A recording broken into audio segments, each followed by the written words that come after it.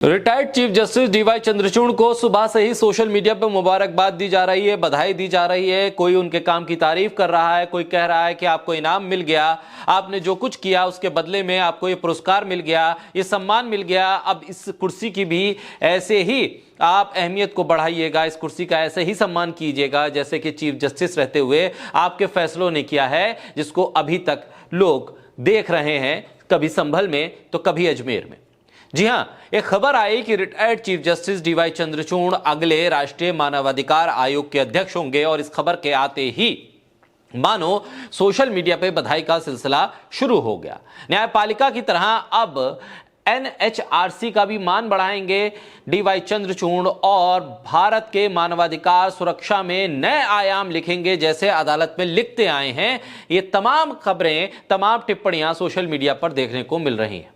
उड़ती उड़ती खबर ही आई, लेकिन खबर आई, तमाम अखबारों ने, तमाम वेबसाइट्स ने इस खबर को प्रमुखता से छापा और लिखा कि डीवाई चंद्रचूड़ को यह कुर्सी अगर मिलेगी तो यह एक बहुत बड़ा इनाम होगा। मोदी सरकार पूर्व मुख्य न्यायाधीश डीवाई चंद्रचूड़ को पुरस्कार के तौर पर राष्ट्रीय मानवाधिकार आयोग का अध्यक्ष बनाने की तैयारी कर रही है। यह खबर हर अखबार के फ्रंट पेज पर आने लगी।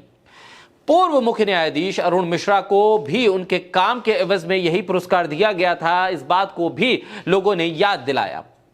अब माना जा रहा था कि चंद्रचूड़ को और बड़ा पद जैसे राष्ट्रपति वगैरह का पद मिलना चाहिए था, मिल सकता है, लेकिन हो सकता है कि अभी उन्हें इसी से संतोष करना पड़े कि वो मानवाधिकार आयोग के अध्यक्ष बन जाएं।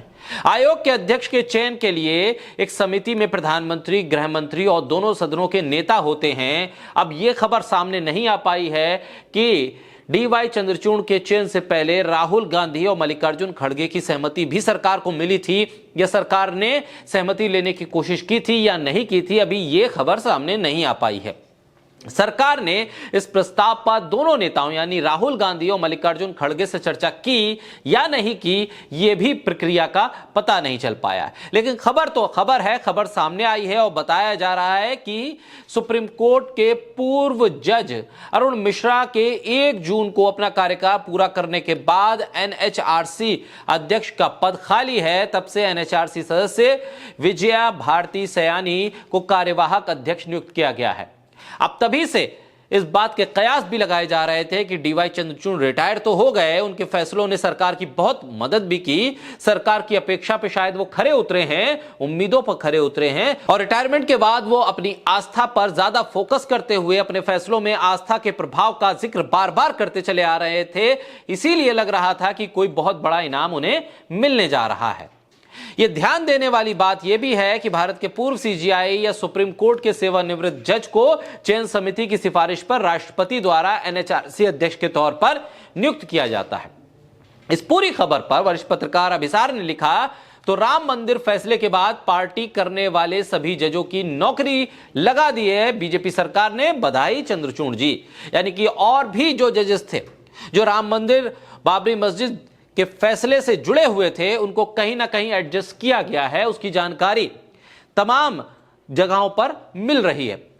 इसी मुद्दे पर और इसी बधाई के सिलसिले को आगे बढ़ाते हुए ड्रीम फूडी नाम के एक ट्विटर हैंडल से, एक्स पर जो हैंडल है, उससे एक बधाई और दी गई और बधाई में लिखा गया, बधाई हो चंद्रचूड़ जी, आरती में बुलाकर खाना खिलाना सफल हुआ आपका। ऐसे ही नरेन यादव लिखते हैं कि आरती पर इसलिए बुलाया था, लेकिन चंद्रचूड़ साहब आपने पर्सनालिटी से कम पर समझौता कर लिया। श्रुति चौधरी लिखते हैं कि बधाई हो चंद्रचूड़ जी, आपकी मेहनत रंग लाई।